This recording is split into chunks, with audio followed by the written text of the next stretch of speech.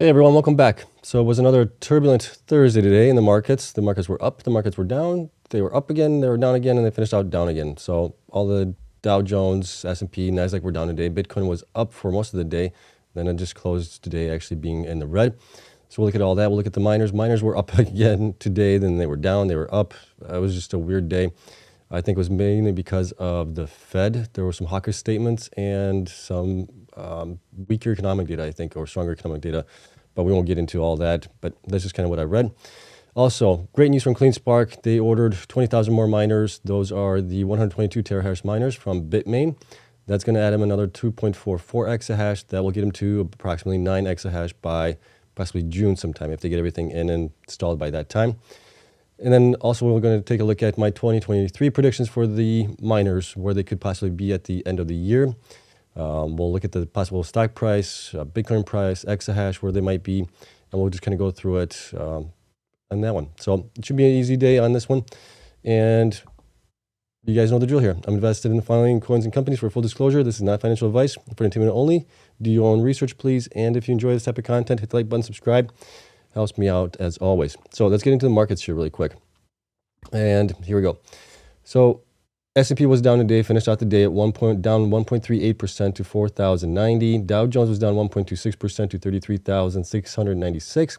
NASDAQ was down 1.93% to 12,442.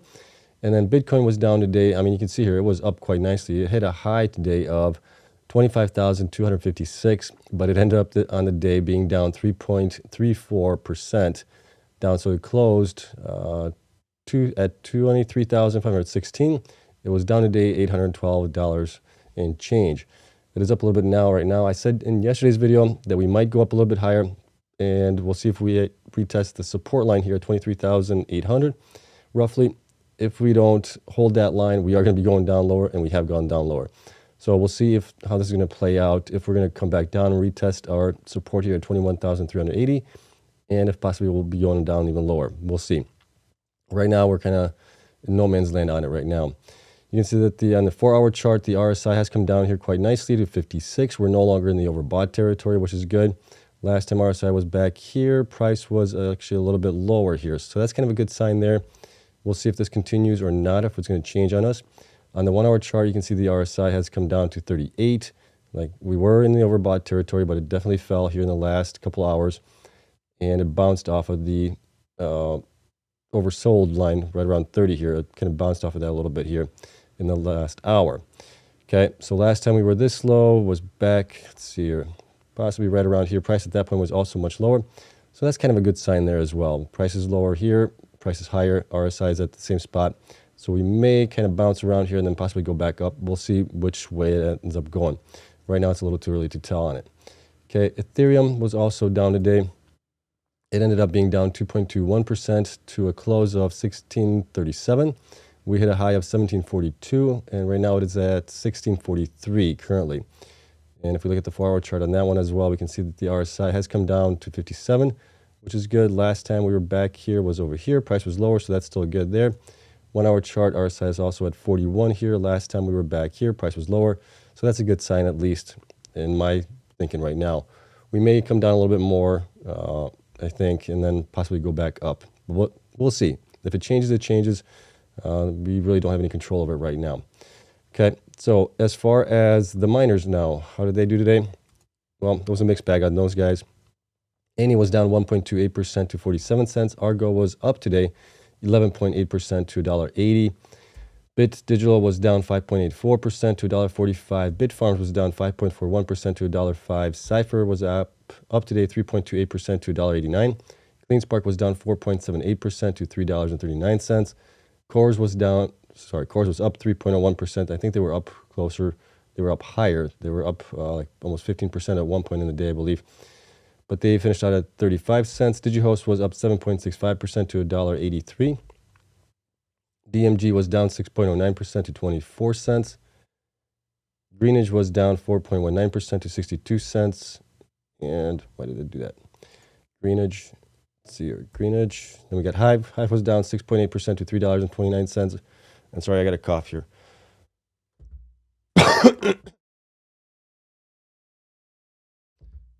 Okay. for whatever reason, I'm having my throat's been kind of killing me here the last couple of days. Okay, HUT was down 2.94% to $1.98. Iris Energy was down 2.92% to $4.15. Marathon was down 9.31% to $7.21. Mawson was down 2.73% to $2.89. Riot was down 4.5% to $6.36. Soluna was down 2.98% to 34 cents. TeraWolf was actually up today 2.98% to 66 cents. So that's it for the miners here. Let's take a look at the network hash rate really quick, see what's going on there, see if anything has changed. And on the 7-day average, we have hit a new high here of 297 million. And on the 1-day chart, let's take a look at that one. See, that one has come up a little bit as well to 317. Our prior high to that one was 316, and prior to that, we were at 327. So it is going up here as miners get installed. Okay, so let's take a look at our first story that we do have here, which is on Cleanspark. So Cleanspark announced its purchase of 20,000 new latest generation mining machines. Here's the details of it. So Cleanspark today announced a purchase of 20,000 brand new Antminer S19J Pro Plus units, a newly released model of the latest generation of Bitcoin mining machines for $43.6 million.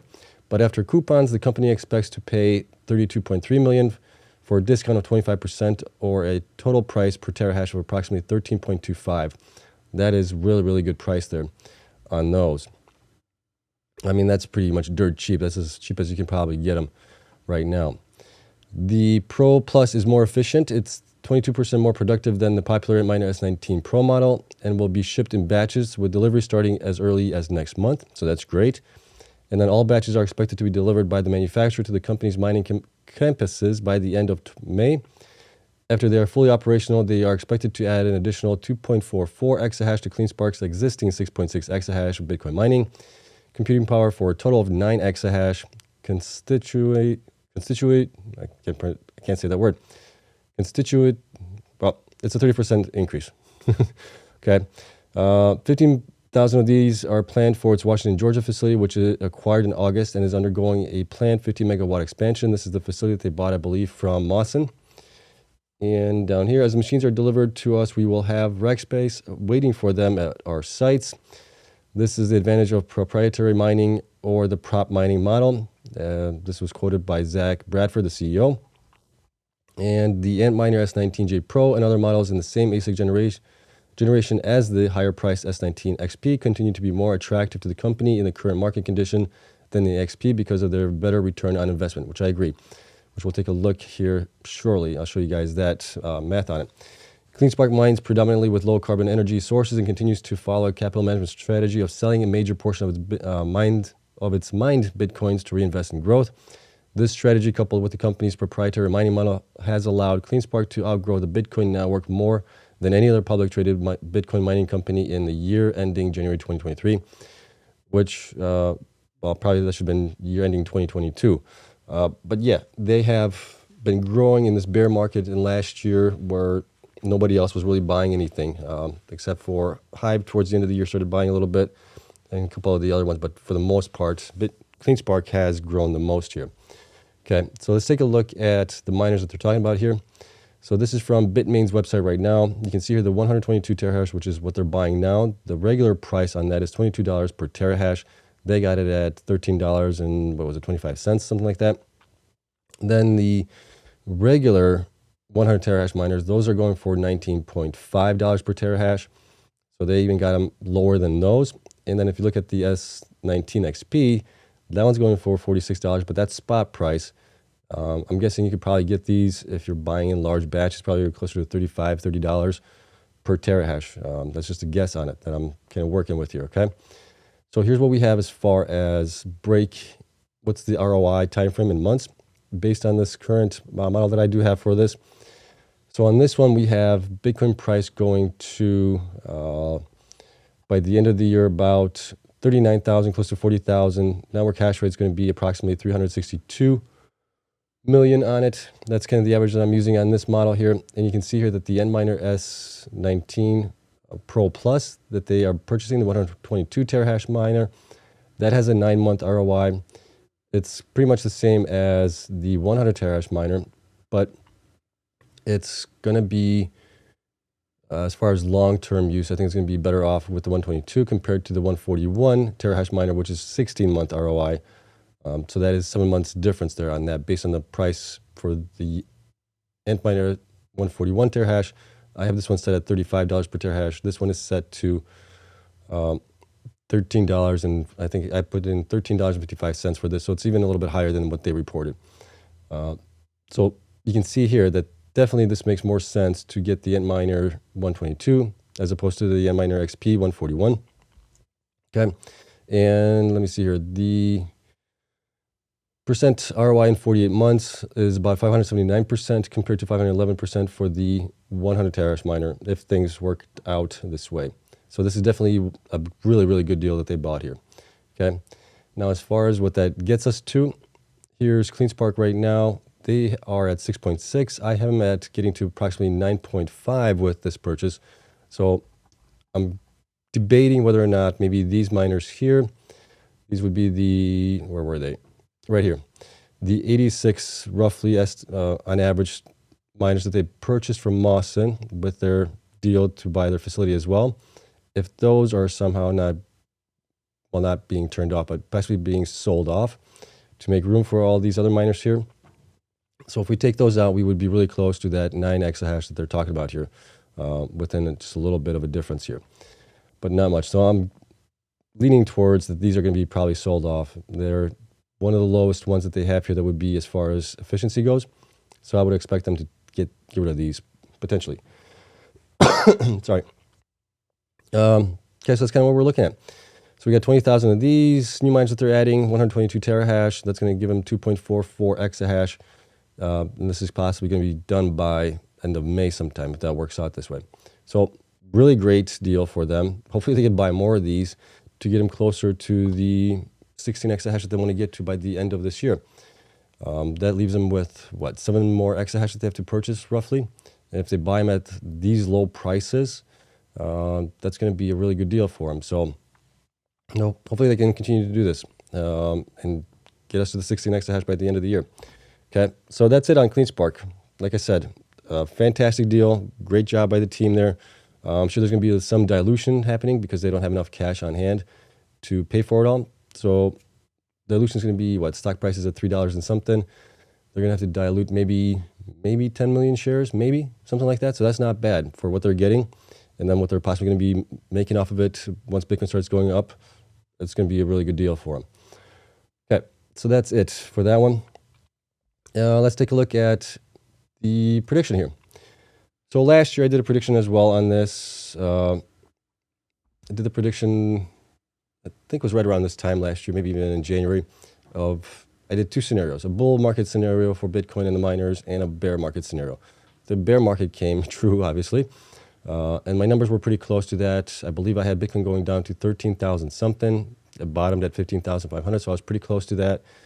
And the network hash rate, I had it at, I was pretty close to that as well. I think I was off by only a couple million terahashes. So we were really close to that as well, with it rising up almost 50%. So this time around, going back, I'm using data, historic data on this, plus what we know on the miners now, where they're going to be growing. There are some assumptions with this as well. Some things to keep in mind is, number one, we really don't know where Bitcoin's going to go. This is just a educated guess based on historical timeframes, how Bitcoin has gone up prior to the halving events, which is going to happen next year, right around March. They're saying March, April, somewhere around there. And the other estimate is based on, the hash rate is based on how much the miners installed last year. And we kind of talked about this in yesterday's video, and where I think possibly the hash rate's going to go this year with the miners that I cover here and the remaining miners that are out there that we don't cover, that are public or on other markets that we don't just cover them, okay? So let's get into it here. Here's what we're kind of looking at. I have the hash rate increasing each month by approximately 2.5% going forward each month. And that would get us to the hash rate of being about 346 million by the end of the year, which is kind of in line with what we use at the other sheet here, I think. Let me see here if that was it. Where do we have the hash rate at? Pretty close, 362 on this one, 346, so we're pretty close to that. This one was just an educated guess as far as where we could go. This one is more in line based on data. Okay. And then as far as Bitcoin price, I had that one at 39. This one I have at 42,000 potentially. And that's basically increasing it to 7% each month.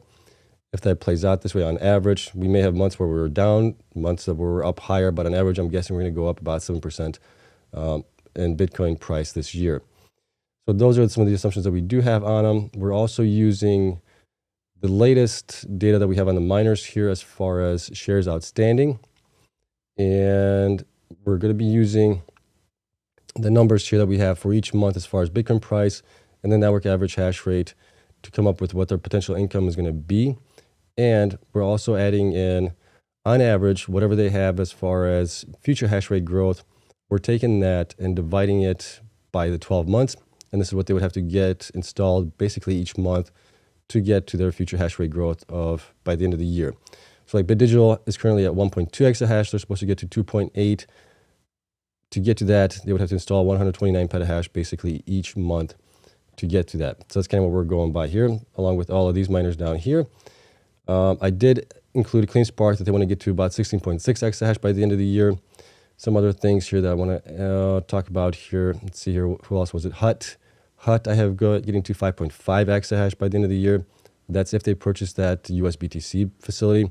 They could grow possibly more than that. Iris is also at 5.5 based on them reporting that they're buying more miners. Marathon is still at 23. Don't have anything else to add to them. Moss and Riot is going to be at 12.5, but Riot could get some added hash rate from their emergent cooling. We don't know what that number is going to be, the gains on that. So they could get to like 13.5, maybe 14 at the most, I think, if that works out that way for them. So that would be an increase for them as well. So that's not included in here. The other thing that's not included in here as well is the HODL position. So the HODL position, you could possibly, you could add it to the numbers that I have here, but also we just don't know where the miners are going to go with the HODL position this year. Marathon has already started selling. They sold 1,500 Bitcoins already. They've stated that they're going to be selling it to fund growth and operations. We've also heard it from Hut 8 as well, that they're going to be selling a portion of Bitcoin's mined to fund growth and operations and the buyout of the equal merger of the other company as well. So I just don't know where the HODL positions are going to be at the end of the year, so I'm not including it here. What you can do is, if you want, you can kind of estimate as far as how much they're going to have in HODL position, and then you can possibly add it to the total revenue here that you think in Bitcoin price where it's going to be at. You can add it to there, and then you can possibly take the shares divided by that, and you can get the stock price as well. So this spreadsheet is going to be available to my Patreon members as always. Any kind of spreadsheet that I create is always uploaded to my Patreons, and they can always, mess around with this and tune it to their liking. All right, so here's what we got going on. So I think I got all the explanations out of the way. Now what we're looking at, I'm going basically each month here. I did hide the other months, February, March, April, May, June, July, August, September, October, November, just to kind of condense it all. But the numbers are all in here. You can unhide it here if you wanted to. That is a possibility here. You can unhide column G through Z, and the data is in there. So total revenue, we'll go through this really quick here, and then we'll go down into the some of the charts that I have here as well to kind of go over it. So total revenue potentially, if Bitcoin goes to the 42,000 by the end of the year, network hash rate goes up to the 346 million, and it's grows steadily over those couple months or this year. We're looking at Argo potentially being at 80 million, and the only reason for that is they have not reported any growth. They've been in kind of a trouble here lately. They sold off a facility, so they're kind of capped at right now at 2.5 exahash. If they end up growing more, this is going to obviously increase for them, but right now we just don't have anything for them. Okay, BitDigital is at 65 million potentially this by the end of the year. For the full year, basically, this is their full year revenue. Bitfarms 197 million, Cypher 166 million, Cleanspark 375 million, Core 553 million. They're also pretty much fully installed. Haven't heard anything from them as far as getting above their 17.2 exahash for self-mining. So this is also on self-mining. This does not include any hosting. DigiHost 30 million, DMG 31 million, Hive at 96 million. Let's see here. Hut 8 at 129 million, Iris at 116 million, Marathon 482 million, Mawson at 43 million, Riot at 316 million, Sphere at 33 million, and TerraWolf at 110 million. Also, some of these miners do curtail. So we have seen curtailment from Riot, from Hut, from Mawson, from some of these other guys. This is based on if they were mining for the full month, every single month. Some of the miners also get credits for their electricity that's given back to the network, or they get paid out for it. I don't know exactly which way. So that could also offset these numbers here, okay? Now, shares outstanding is what we have. And then here's where we're kind of looking at the revenue per share here. And I think we can go through. So here's what I've done. I'll just explain it here and we'll get into the charts. So in here, we're just taking the revenue divided by the number of shares, and then we're getting revenue per share. Roughly, then we're taking the revenue here, 50% of net income or 50% net income from gross revenue, and multiplying it by a PE of 20 to get a potential stock price of $13.34 for Argo. And if we're using 75% net income from gross revenue, we're getting it at $20. Now, I've also included in here if the miners dilute by 20%, 40%, by 60%, and then we have price targets here based on the dilution that they have had in shares. So we're kind of getting a pretty good mix of where the stock prices could be, depending on if they don't dilute, if they dilute a little bit, if they dilute a medium, or if they dilute a lot. Well, we'll get it somewhere around here in these numbers down here, okay? So here's the way things stack up here. You can see here that, excuse me, that Argo at 50% without any dilution, PE of 20 would be at $13.34, BitDigital would be at $8.94, Bitfarms at $10.43, Cypher at $6.73, Cleanspark at $48.16, Core would be at $14.83, DigiHost at $12.12, DMG at $2.11, Hive at $12.38, Hut at $6.74, Iris at $21.23, Marathon at $42.18, Mawson at $32.08, Riot at $21.53, and Sphere at $4.91, and finally TeraWolf at $6.27. So that's a 50% net income from gross revenue, PE of 20. Now, if we go to the extreme here of dilution of 60%, you can see how this gets definitely affected by that. So Argo will be $8.34, BitDigital will be $5.59, Bitfarms $6.52, Cypher at $4.20, Cleanspark $30.10, Core at $9.27, DigiHost $7.57, DMG $1.32, Hive $7.73, Hut $4.22, Iris at $13.27, Marathon $26.36, Mawson $20.05, Riot $13.46, and Sphere at $3.07, and TeraWolf at $3.92. So you got these kind of highs and lows potentially in all of these that you can take a look at. But we'll take a look at each individual one here as far as where they're going to stack up at, and kind of look at the potential high and the low of each one. So for Argo, the high would be $20 here with 75% net income from gross revenue with a PE of 20. The low would be with 60% dilution in the stock price and 50% net income from gross revenue at $8.34. And this is kind of the way things shape up across the board here. So that's kind of where we would be looking for the stock price to be. For BitDigital, the high would be $13.41 somewhere. The low would be $5.59, depending on dilution again. Bitfarms would be $15.65 to a low of $6.52. By the end of the year, then we got Cypher would be $10.09 for the high. Low would be $4.20. Cleanspark, you can see here at $72.24 to $30.10. Core would be $22.25 to $9.27. DigiHost, $18.17 to $7.57. DMG would be $3.16 to $1.32. Hive would be $18.56 to $7.73. Hut 8, $10.12 to $4.22. Iris, $31.84 and a low of $13.27. Marathon would be $63.28 for the high and $26.36 for the low. Mawson would be $48.12 to $20.05. Riot would be $32.30 to $13.46. Sphere would be $7.37 to $3.07. TeraWolf, $9.41 to $3.92. And that's it. So now, like I said, given this is just a real rough estimate on the prediction as far as where things could be.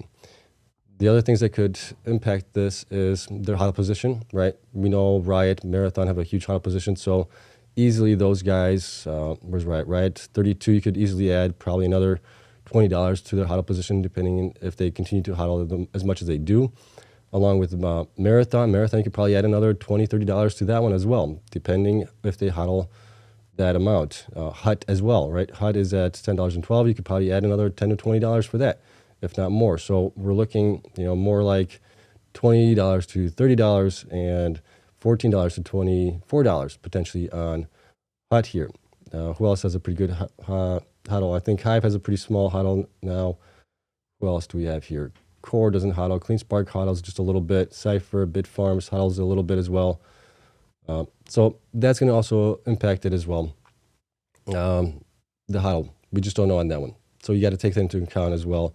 So these numbers are just based on their simple mining revenue, what they're going to possibly have by the end of the year for the full year. And we'll see how close we are to it when the year is over with. It's always kind of nice to take a look back and see how things actually shaped up. Okay, so that is it. I hope you guys enjoyed it. Let me know what you guys think. If you guys agree with this, if you guys don't agree with it, if you think I should have done something better or different way of calculating this. But this is the way I've done it. We'll see how close we get to this. Things can go even higher than this. I'm using pretty conservative numbers, 50%, 75% net income from gross revenue, and we're using PE of 20. Bitcoin starts going up nicely. We could see the PE ratio on some of these go up to 35, 40. We've seen this already before. So they could go up even higher as well. Right. So it just all depends on growth, hodl position, things like that. That plays a big role as far as the PE ratio that they could get. So these are pretty, I would say, conservative estimates as far as where they could get to. Okay. So let me know what you guys think. And as always, the spreadsheets are going to be available with my Patreon members. So thank you to everyone there for their continued support. Thank you so much for watching. I hope you guys enjoyed it. If you did, hit the like button, subscribe, helps me out. And then we'll see what happens tomorrow. Tomorrow is the end of the week. We'll see where Bitcoin goes. We'll see how the miners end up at, and we'll see if it was a green week or a red week for the miners of Bitcoin. Okay, so I'll see you guys in the next one. Until then, bye.